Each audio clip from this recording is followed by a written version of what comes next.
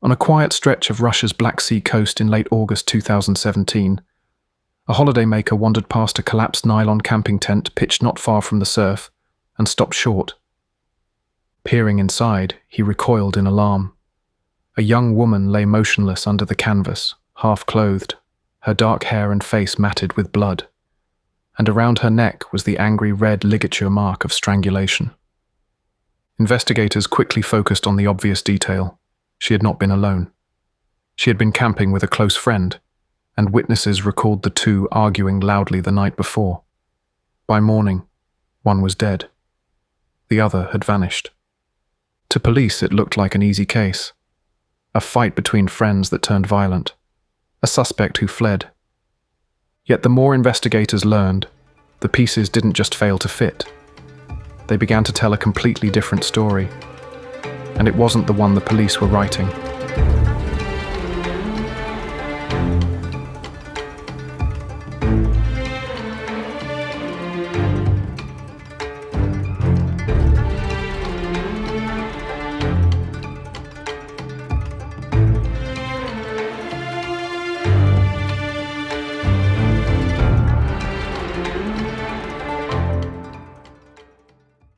Anastasia Muzhenya was just 19, on the cusp of adulthood, when her life was brutally cut short. She grew up in the city of Pyatigorsk in southern Russia, an outgoing girl with a love of music and art.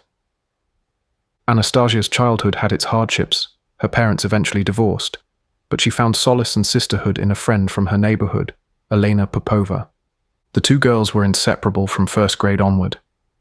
They went to the same schools, shared the same hobbies, even dreamed of the same career.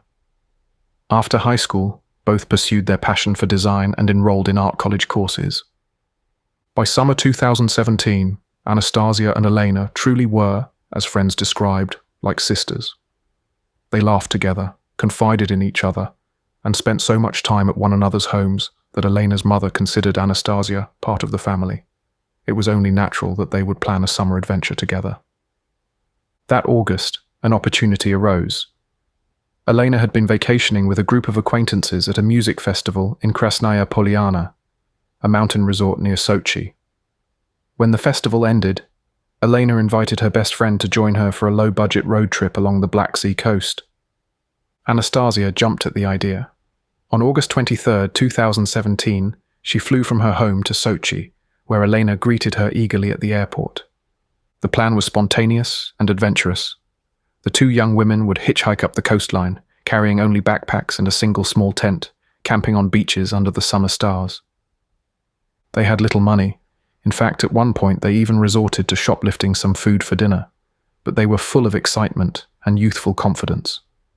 This was to be a final carefree escapade before autumn, when they intended to return home and enroll together in a design program. For several days, Anastasia and Alena journeyed northeast along the Black Sea, thumbing rides from town to town. By August 27th, they reached a small seaside settlement called Novomikhailovsky in the Tuapse district of Krasnodar Krai. This part of Russia's Black Sea coast is dotted with resorts and sanatoriums, but the girls sought out a more secluded spot. They pitched their tent on a sparsely frequented section of rocky beach just outside the main village, a place hidden from the road by cliffs and trees, known to locals as an undeveloped beach. Here they could sleep for free under the warm summer sky, falling asleep to the sound of the waves. The nearest structure was a small hookah cafe back toward the central beach, but otherwise it was a quiet, isolated stretch of shore. It was, in many ways, an idyllic setting for two young friends on an adventure. On the afternoon of August 28th, as the sun beat down on the pebbly shore, the girls waded into the sea to cool off. While swimming, they encountered two men in a motorboat who happened to be passing. The men were locals, 31-year-old Dmitry Kozachenko and 27-year-old Elman Kurbanov, and they struck up a friendly conversation with the two young women. Dmitry mentioned that his brother owned the hookah cafe on the main beach, and he and Elman invited Anastasia and Alena to join them there that evening for drinks. The prospect of some food and fun was hard to resist, especially since the women's supplies and cash were running low. They agreed to meet the men after sunset. That evening, the pair freshened up from their campsite and headed to the hookah bar, an open-air spot by the water. Dmitri and Elman hosted them with wine, pizza, and shisha as twilight fell over the Black Sea. By all accounts, a lot of alcohol flowed. The social atmosphere, however, took a scandalous turn. Over the course of the night, both Anastasia and Alena became intimately involved with the men, in a messy arrangement that would later fuel tensions. According to subsequent testimony, Anastasia, who was quite drunk by then, went with Elman to a restroom for a sexual encounter. Not long after, she stepped outside with Dmitri and engaged in sexual activity with him as well. Meanwhile, back inside the cafe, Alena and Elman also became physically intimate. Alena at one point playfully pulled down Elman's shorts, and the two had a brief sexual liaison of their own that night. In short, the four young people swapped partners in an alcohol-fueled dalliance, with Anastasia effectively having relations with both men and Alena with one of them. It was a reckless bit of debauchery, and when Anastasia realized what had happened, it sparked immediate drama. At some point late that night, tensions erupted among the group. Accounts vary, but the clearest picture is that Anastasia returned from her walk with Dmitri to discover Alena had been with Elman in her absence. Already inebriated, and now feeling betrayed, Anastasia flew into a rage at her best friend. She confronted Alena heatedly. Witnesses later described Anastasia raising a scandal at Alena for what she saw as a personal betrayal. There was shouting and crying as the two young women argued in front of the men. However, it did not escalate into a physical fight. It was a loud, emotional quarrel, but no punches were thrown. After a tense few minutes, Alena had enough. Embarrassed and hurt herself, she told Anastasia they should leave immediately. The two friends hastily departed the cafe and headed back toward their lonely tent in the early morning hours of August 29th. It was past 1 a.m., and the coastal night was moonless and black. Anastasia stormed ahead along the dirt path with the aid of her phone's flashlight, while Alena trailed a short distance behind. They continued bickering as they went. The rocky trail was treacherous in the darkness. Large stones underfoot, brambles from the forest on one side, and the faint roar of surf on the other. At some point along the way, Anastasia, in her anger, ran off ahead. Alena later recalled that her friend essentially left her behind on the trail. When Alena finally neared their campsite, she could make out the silhouette of their tent down on the beach. A faint glow came from inside. As she got closer, Alena heard Anastasia's voice. Her friend was apparently sitting inside the tent, talking to someone on the phone. Pausing outside, Alena listened. She heard Anastasia sobbing to a phone confidant and caught a snippet of her words. "She's packing her things and going to leave," Anastasia was saying, presumably referring to Alena. Indeed, that was exactly Alena's intention. Rather than try to further appease her furious friend in that moment, Alena made a fateful decision. She would abandon the quarrel and head home alone. She unzipped the tent, quietly gathered her backpack and belongings, and scribbled a short note on a scrap of paper. The note was an apology. Alena wrote that she was sorry for the fight and hoped they could reconcile later. She left this message where Anastasia would find it. In an act of lingering concern, Alena also left her own bank card behind in the tent, thinking that Anastasia might need money to get home the next day. The card itself had no funds on it, but Anastasia's mother could transfer some in the morning. With that, Alena took one last look at her sleeping bag and her distraught friend's shadow inside the tent, then turned and walked away into the night. At approximately 2:10 a.m., a security camera on the grounds of a nearby resort complex recorded a lone figure walking up from the direction of the wild beach. The grainy footage shows Alena, backpack slung over her shoulder, calmly making her way toward the highway.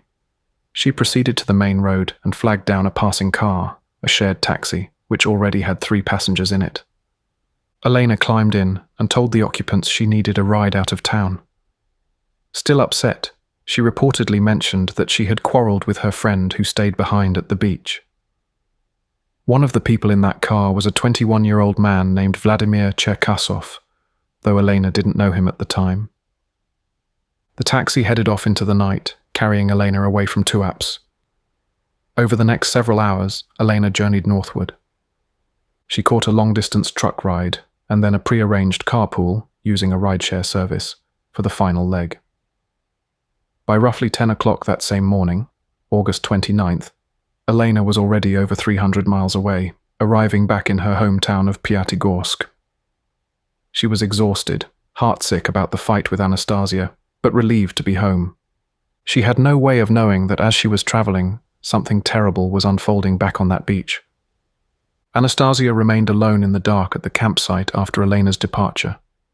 What happened to her in the hours that followed can only be pieced together from forensic evidence. Sometime between the pre-dawn and mid-morning of August 29th, Anastasia was attacked and murdered as she lay in that tent by the sea. The discovery came around 3 p.m. when a beachgoer named Boris Yablokov noticed the girl's tent oddly collapsed on the ground in the daytime heat. He found it strange.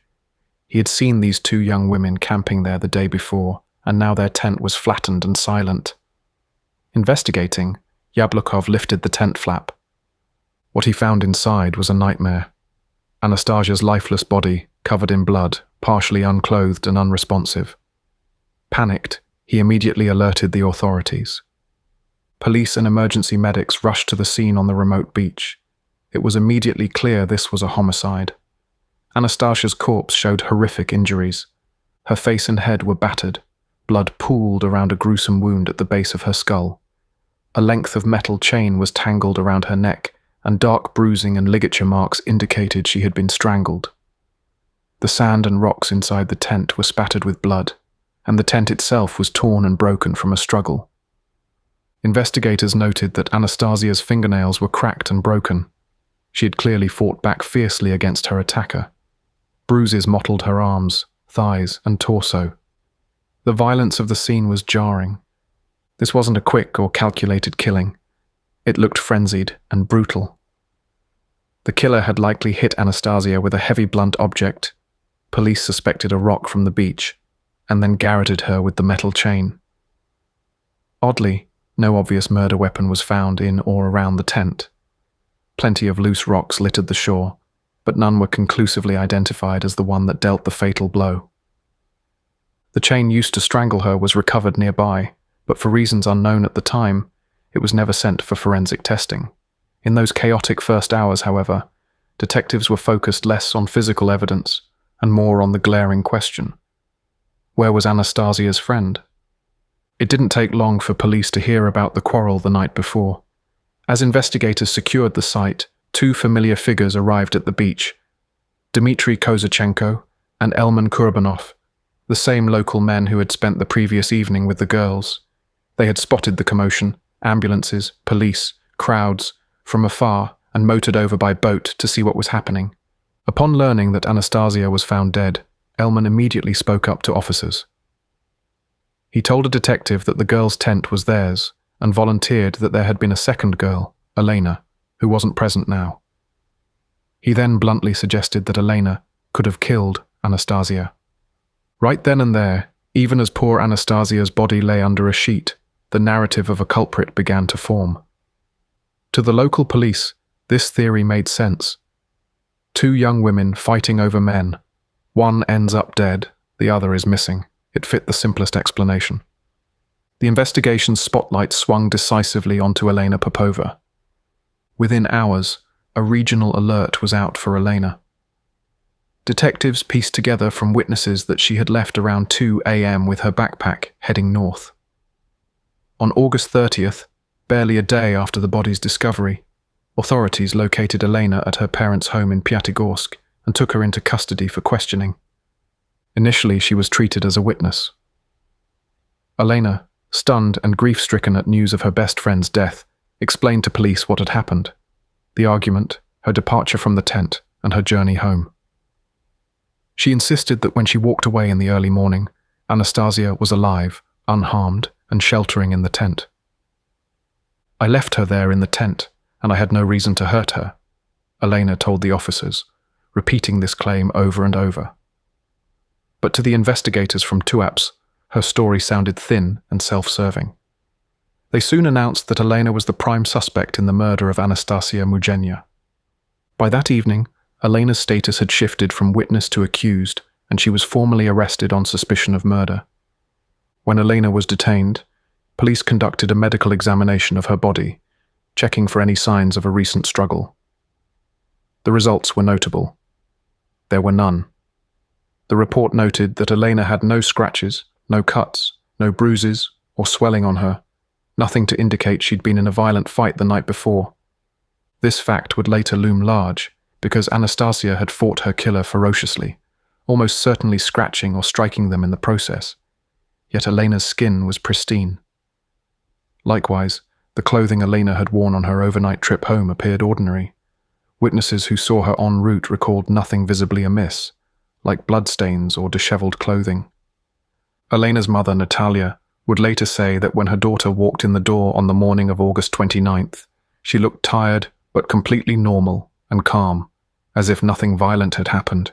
To Alena's family, the notion that she had secretly been a murderess was unthinkable.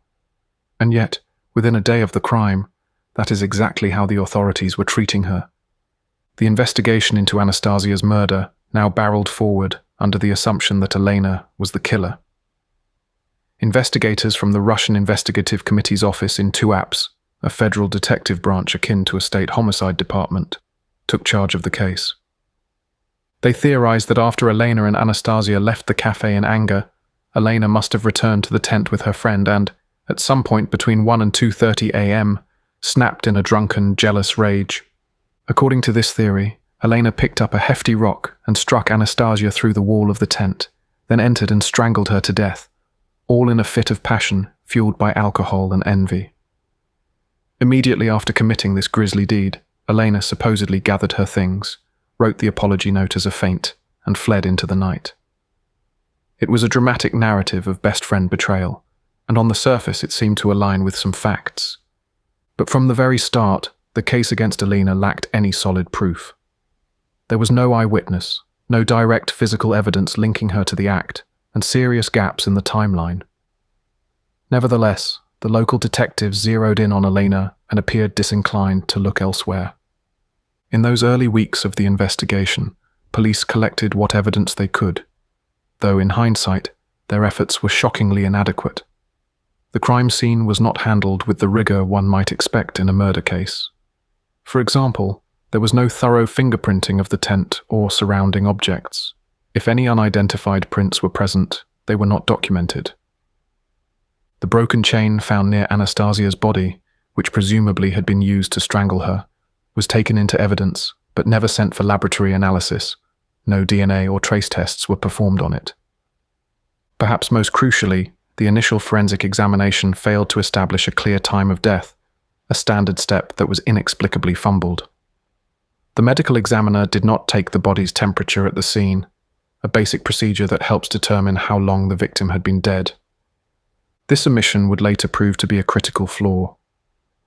In short, many elementary investigative steps were skipped, as one legal analyst noted, from pinning down the time of death to considering evidence that might have pointed away from Alena.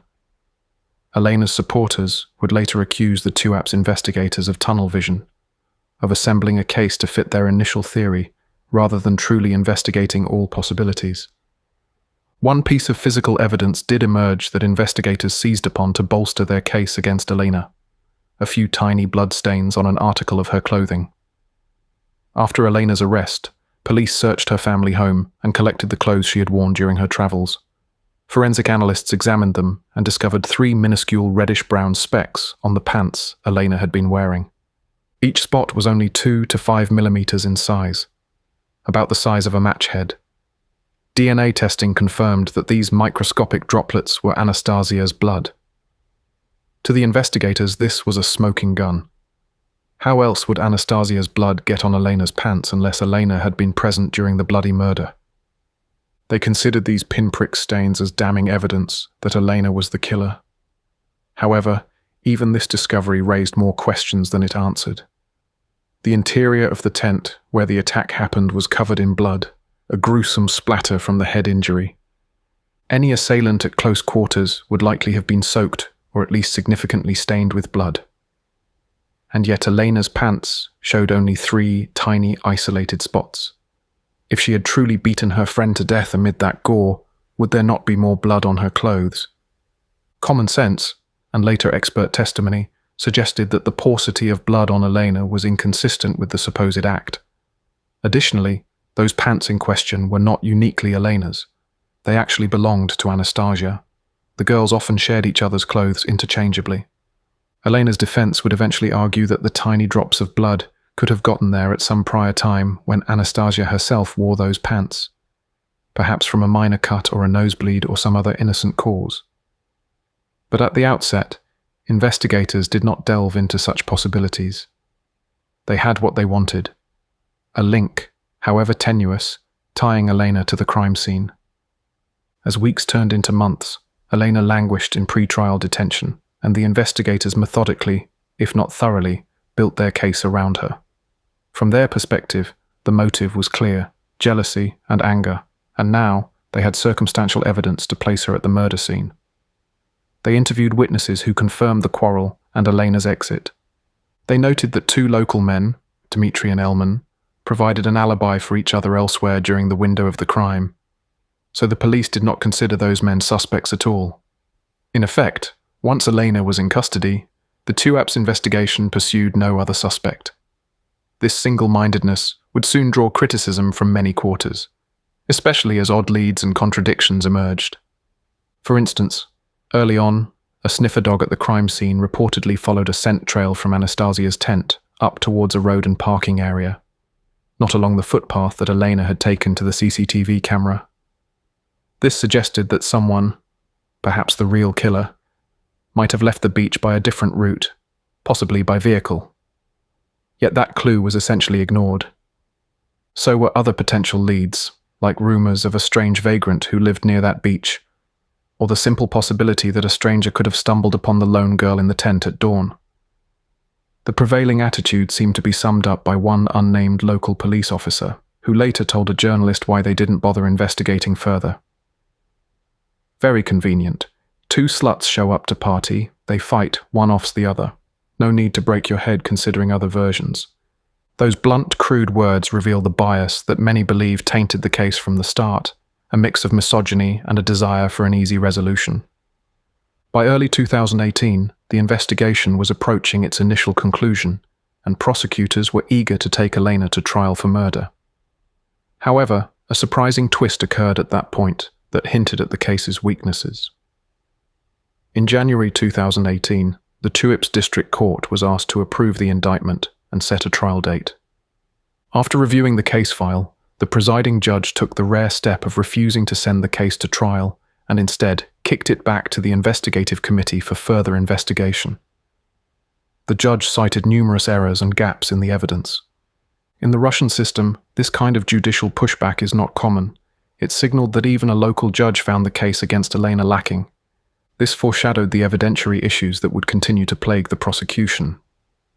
Stung by the rebuke, the investigators spent additional months trying to shore up their case. Alena remained behind bars the entire time, now as an officially charged defendant, awaiting a new trial schedule. While the legal machinery creaked slowly forward, public interest in the beach tent murder began to grow. The case had all the elements that capture popular imagination: 2 attractive young women, a holiday gone wrong, friendship and betrayal, alleged investigative bungling, and the looming possibility that an innocent person was being blamed. Local news outlets in Krasnodar Krai reported on the strange ambiguities in the case, noting that it had received great public resonance. Before long, the story spread to national media. In late 2018, Russia's primetime talk shows, which often delve into true crime, took up the topic.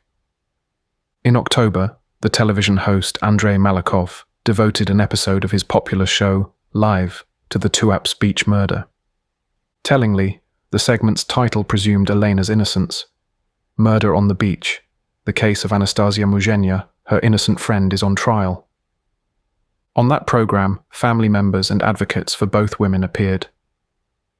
Alena's mother, Natalia Popova, spoke through tears about her daughter's plight, insisting that there is no evidence that she killed her friend to this day. Prominent legal experts, like rights advocate Ekaterina Gordon, outlined the many inconsistencies in the investigation and openly questioned why obvious steps, like establishing the exact time of death or thoroughly vetting other suspects, hadn't been done. The two local men, Dmitry and Elman, also fell under public scrutiny on these shows. Commentators noted that the men weren't even treated as official witnesses at first and had given contradictory statements. Indeed, during one TV polygraph test, Dmitry was found to be deceptive about certain details, fueling further suspicion in the court of public opinion. The narrative forming in the media was stark. An innocent young woman might be taking the fall for a murder she didn't commit due to a botched or biased investigation. Online, social media discussions exploded. True crime forums dissected forensic details and timelines. Sympathetic groups rallied under banners seeking justice for Alena. A petition on change.org gathered over 80,000 signatures, imploring authorities to find the real killer and decrying the case as a miscarriage of justice. By 2019, it seemed that most of the attentive Russian public, apart from the victim's own family, believed Alena was likely innocent. Alena's family drew strength from this support. Her mother and sister tirelessly spread word about the case's flaws, hoping someone would intervene. Then, in April 2019, more than a year and a half after the murder, an extraordinary moment occurred that flipped the case on its head. A nationally broadcast TV program on Channel 1 offered a shocking revelation, one that blurred the line between investigative journalism and theatre. The show was called Na samom dele, Russian for In Reality, a popular series known for dramatic, televised truth-seeking with the aid of lie detectors. In an episode aired that April, the producers presented a man who claimed he, not Alena, was responsible for Anastasia's death. On the studio stage, under bright lights and rolling cameras, stood a young man in a black mask. He identified himself as Vladimir Cherkasov, 21 years old. In a calm voice, distorted slightly to conceal his identity, Cherkasov began to detail his connection to the case. He explained that on the night of August 28, 2017, he had been one of the passengers in the shared taxi that picked up Alena on her way out of Tuapse. He heard Alena mention that her friend was alone on the beach, in a tent. After the taxi dropped him off at his home, Cherkasov said, a morbid curiosity or dark impulse overtook him. He decided to go find that tent with the lone girl. According to his on-air confession, Cherkasov went down to that wild beach in the pre-dawn darkness of August 29th. He found the small tent by the shoreline and called out to the person inside. Anastasia, startled awake by a strange male voice, reacted with panic. She grabbed her phone and loudly cried that someone was trying to assault her. In fact, she began calling a friend for help, saying words to the effect of, "Someone's trying to rape me." Fearing that the commotion would attract attention, or that she was perhaps recording him, Cherkasov said he panicked. He started shaking the tent violently, demanding she come out. When she didn't, he snapped. In his own words, "I picked up a rock and hit her through the tent with it. She continued screaming. I wasn't trying to hit her specifically in the head. I instinctively threw the rock into the sea and ran. Honestly, I don't know what came over me then." Cherkasov went on to describe how he also kicked at the collapsing tent during the struggle, and then grabbed a metal chain that was lying on the ground, using it to strangle Anastasia as she thrashed under the canvas. After she went quiet, he fled in terror. The implication was that he had stumbled into committing a murder almost by accident, driven by a sudden fear when the girl screamed. The studio audience and panel of experts listened, riveted and horrified as Cherkasov gave this account. To bolster his credibility, the show's producers administered a polygraph test to him during the recording. The results, they claimed, indicated that Cherkasov was largely telling the truth about his role in the murder. Unlike other witnesses and characters on the show who showed signs of deception, Cherkasov passed his lie detector questions about the killing with flying colors. And as a final dramatic flourish, at the end of the segment, Cherkasov removed his mask on camera, revealing his face openly to the nation. It was an incredible television moment, a man apparently confessing and unmasking himself as a killer on live TV, in a case that was still officially unsolved, at least in terms of final judgment. One more detail from Cherkasov's story made it even more sensational. He revealed that shortly after Anastasia's death, he had fled Russia. In the first week of September 2017, just days after the murder, he abruptly left the country and traveled to South America. He eventually settled in Uruguay, of all places, where he spent the next year and a half laying low. He worked at a pizzeria in Montevideo owned by a Russian émigré, staying off the radar. This flight from Russia, coming right on the heels of the crime, looked highly incriminating. It was as if he couldn't put enough distance between himself and that beach in Tuapse.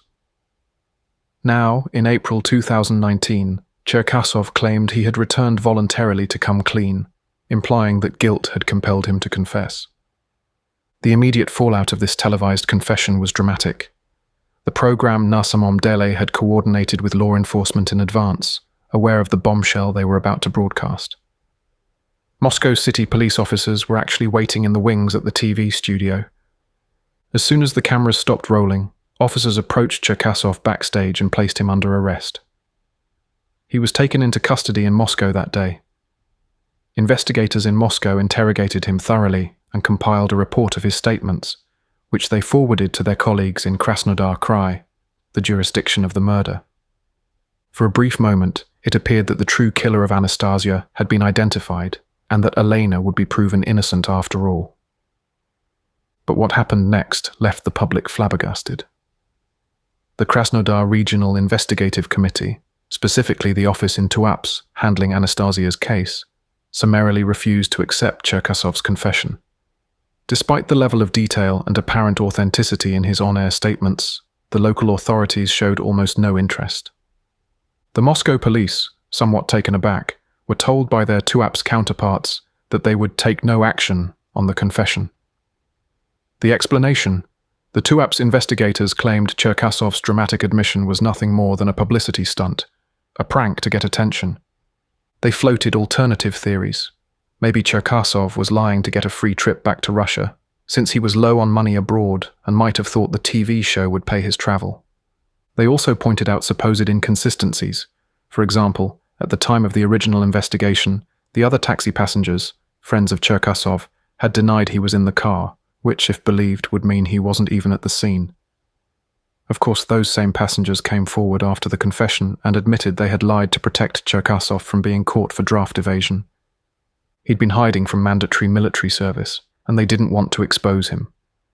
So their initial false statements were later corrected, a fact the Tuapse investigators conveniently downplayed. In essence, the local investigators were doubling down on their original theory. To them, Cherkasov's story was an inconvenient curveball. They had their suspect in custody, Alena, and they were not about to let some self-professed killer derail their case. One official response from Tuapse was that Cherkasov's confession was unreliable and not to be taken seriously. They didn't even formally reopen the case to interrogate him themselves. After a short detention, Vladimir Cherkasov, the man who had quite credibly put himself at the murder scene and described how he did it, was released by Moscow authorities because the jurisdictional investigators refused to charge him. He walked free. The Tuapse Investigative Committee did not call him as a witness, did not collect a DNA sample, did not check his alibi. He essentially admitted he had none. Nothing. They proceeded as if none of this had happened. To the public watching from home, it was almost unbelievable. A man confessed to a murder on live TV, and the officials in charge simply shrugged it off, insisting they already had the right suspect in jail. The outrage in media and online was palpable. It seemed to many that the system cared more about not admitting a mistake than actually solving the crime. They deemed the case already solved. There was no point in questioning any other suspects, a news report observed dryly. Many observers openly wondered if Alena was being railroaded to protect someone else or to save face. By the latter half of 2019, the case of Anastasia's murder had become a cause célèbre in Russia. A potent example, some said, of investigative misconduct and potential miscarriage of justice. But the legal process moved forward nonetheless. Alena, having spent over 2 years in detention, was finally put on trial for the murder of her best friend in late 2019. The trial was held in the Tuapse District Court, the same local court that had earlier refused to start the process until more evidence was gathered. Now they proceeded, albeit under intense public scrutiny. Strangely, the proceedings were closed to the press and public. The judge ordered a trial in camera, citing perhaps the involvement of sensitive evidence or the age of the defendant. Alena was 21 by then. So information about what transpired in the courtroom came only through lawyers and family members. Alena, pale and visibly stressed from her long imprisonment, maintained a steady refrain. "I am not guilty." She never wavered in asserting her innocence. In her testimony, she recounted the story exactly as she always had, that she left Anastasia alive in the tent and did not harm her. She had no reason to and could never have imagined such a tragedy unfolding. The trial unfolded as a battle between two narratives: the prosecution's circumstantial case of a jealous friend turned killer, and the defense's argument of a botched investigation and an alternate culprit. The prosecution, lacking any direct evidence, leaned heavily on implication and the few circumstantial scraps they had. They highlighted the motive: Alena's supposed jealousy and anger over the evening's sexual entanglements.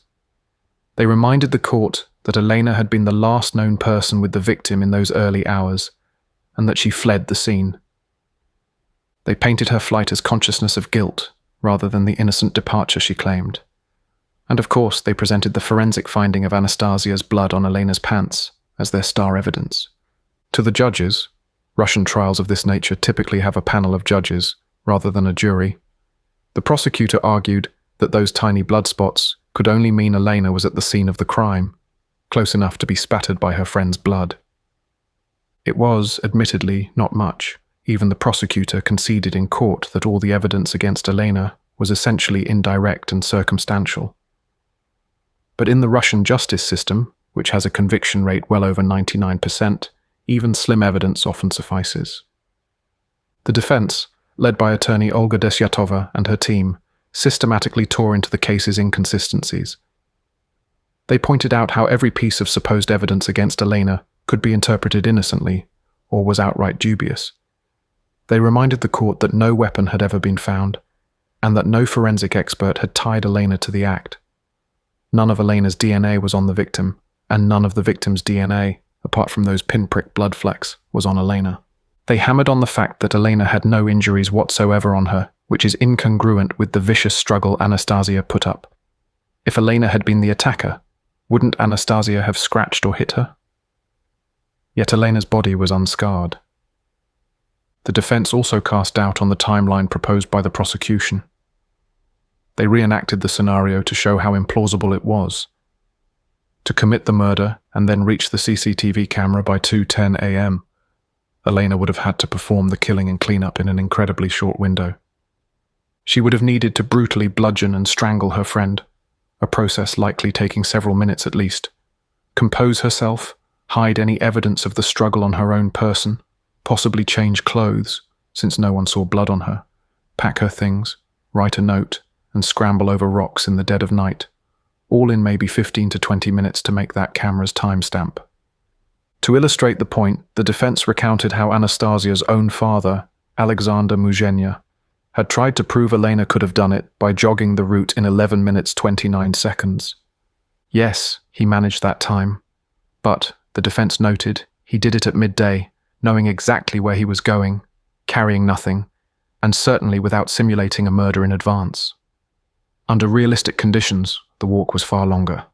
A member of the defense team performed the same route at night with a heavy backpack and clocked around 26 minutes, which, if accurate, would leave almost no time for Alena to commit the crime in the first place.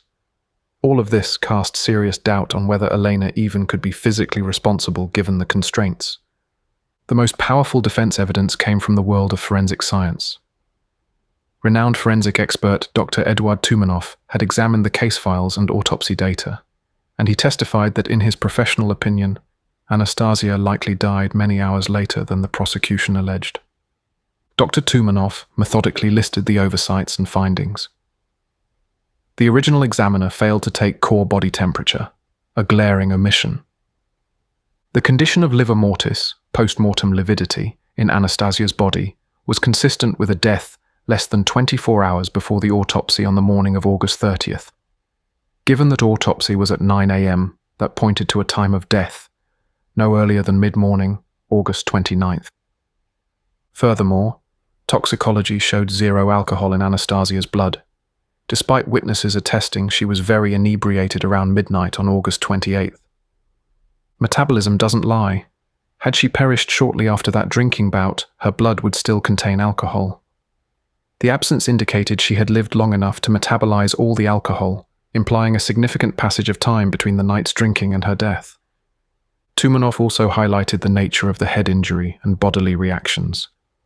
Microscopic examination of the tissues suggested that Anastasia survived for a while after the head trauma, possibly up to a few hours, even if unconscious. In sum, Dr. Tumanov concluded that Anastasia most likely was killed around sunrise or later on August 29th, perhaps approximately 8 or 9 a.m. And critically, by that time, Alena was unquestionably gone from Tuapse. Alena's alibi in the early morning was backed by multiple witnesses, the truck driver who picked her up, other passengers who saw her later, all confirming she was on the road heading north, hours away when Anastasia likely died. This forensic analysis, if believed, basically exonerated Alena. She could not have done it if the timeline was shifted to the morning. The prosecutors had never bothered to call their own time of death expert to contest this. They'd glossed over the timing entirely, which in itself spoke volumes. The defense also did not shy away from pointing the finger at alternative suspects, especially Vladimir Cherkasov. They brought up his televised confession and the details therein. Although Cherkasov was not present, he had not been subpoenaed by the prosecution. The defense reminded the court that an entire nation had heard a man confess to this crime, giving specific details that aligned with evidence. For example, he mentioned throwing the rock weapon into the sea, which could explain why no weapon was found. They questioned why the investigators refused to even consider him. This aspect, however, was tricky. Technically, the trial was about Alena's guilt, not Cherkasov's. The judges, bound by procedure, largely brushed aside the TV confession as not in the case materials. Nevertheless, in the court of public opinion, Cherkasov's shadow loomed large. Anastasia's father also took the stand during the trial on the side of the prosecution. His testimony was emotionally charged. He was convinced of Alena's guilt, perhaps unable or unwilling to countenance the idea that a stranger killed his daughter. He told the court he had never trusted Alena, even disapproving of their friendship.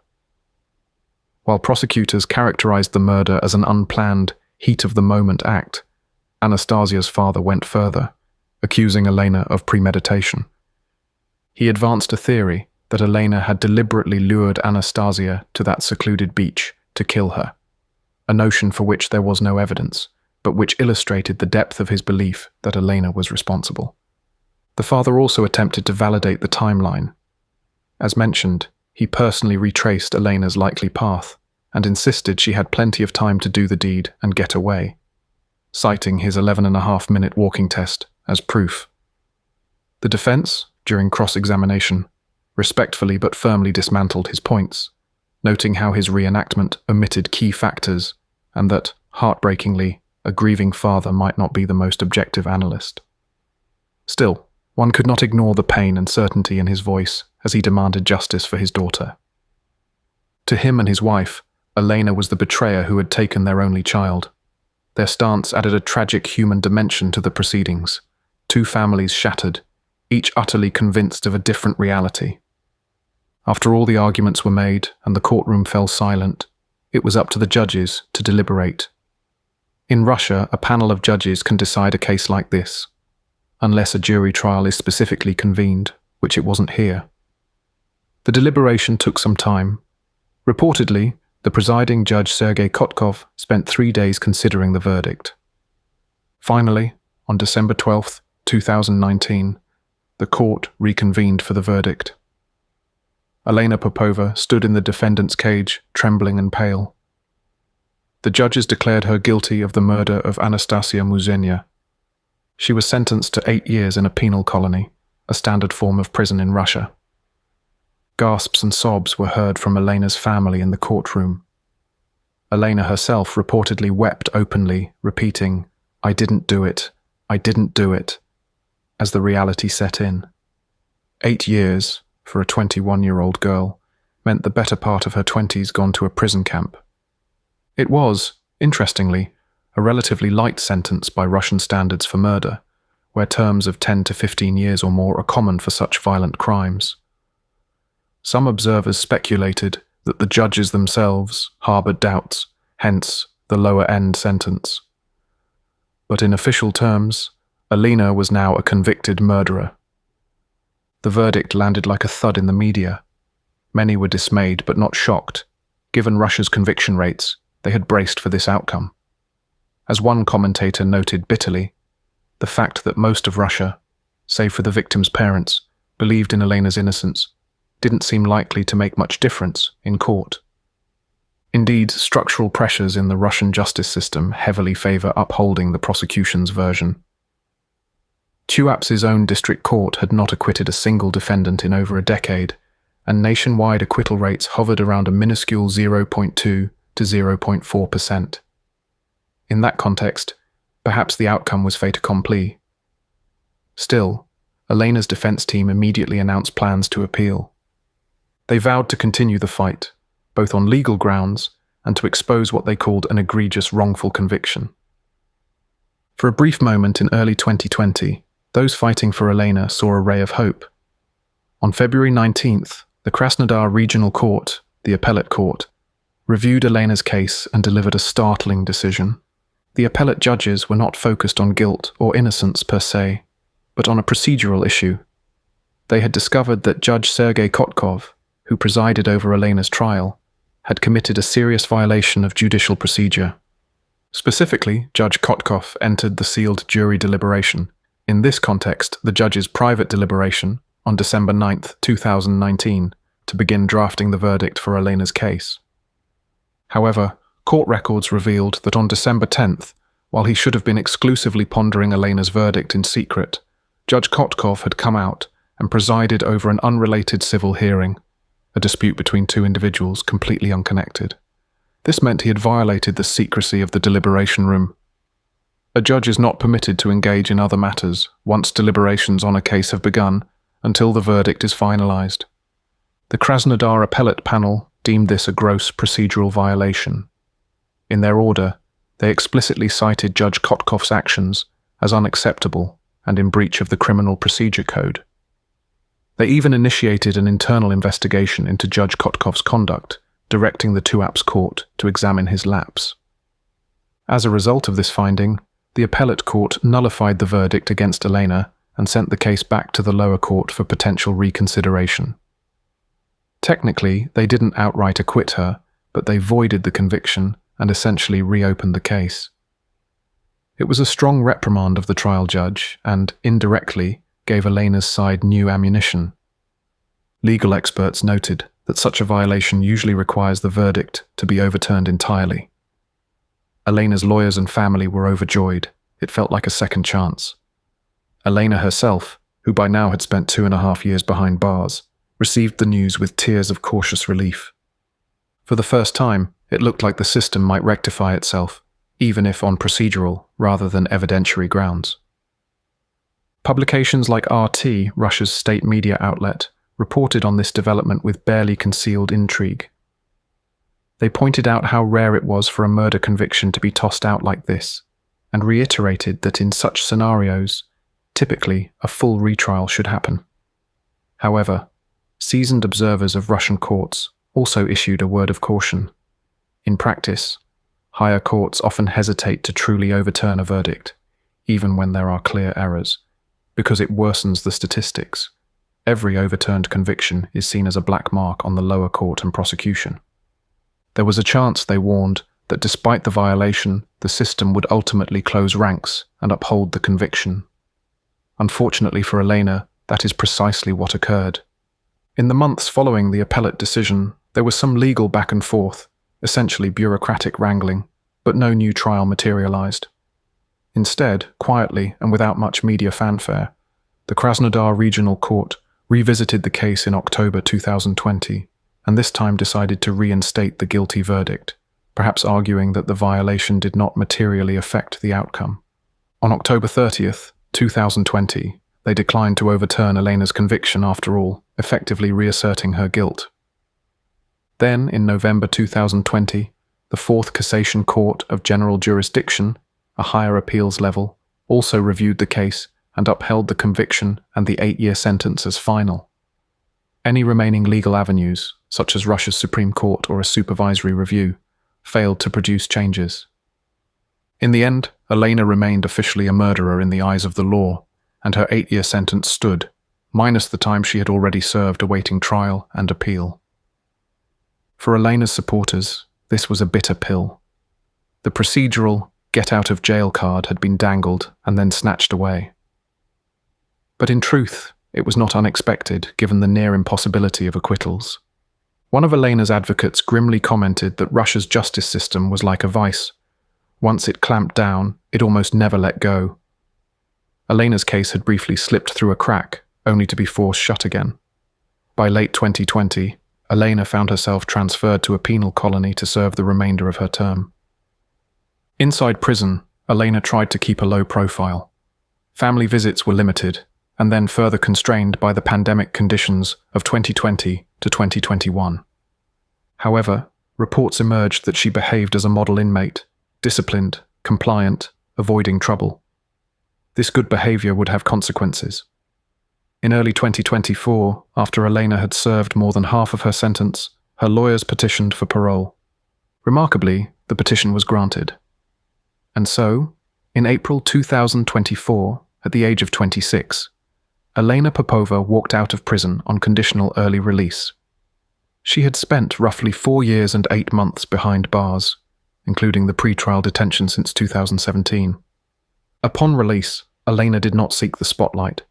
She made a brief post on social media, thanking those who had supported her and indicating she wanted to quietly rebuild her life.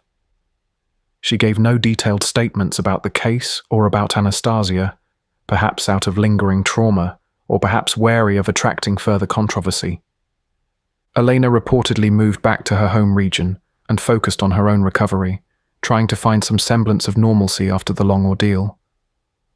And what of the man whom many consider the true killer, Vladimir Cherkasov? After his astonishing TV confession in 2019 and subsequent release, Cherkasov largely vanished from public view.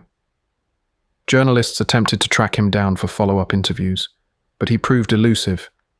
There were rumors he left Russia again, or that he was keeping a low profile somewhere to avoid both media and any belated law enforcement interest. To date, Cherkasov has not faced any legal reckoning for Anastasia's murder. It's entirely possible he never will. The case, in an official sense, is closed, solved by Alena's conviction. In the court of public opinion, however, Cherkasov remains the spectre of justice denied.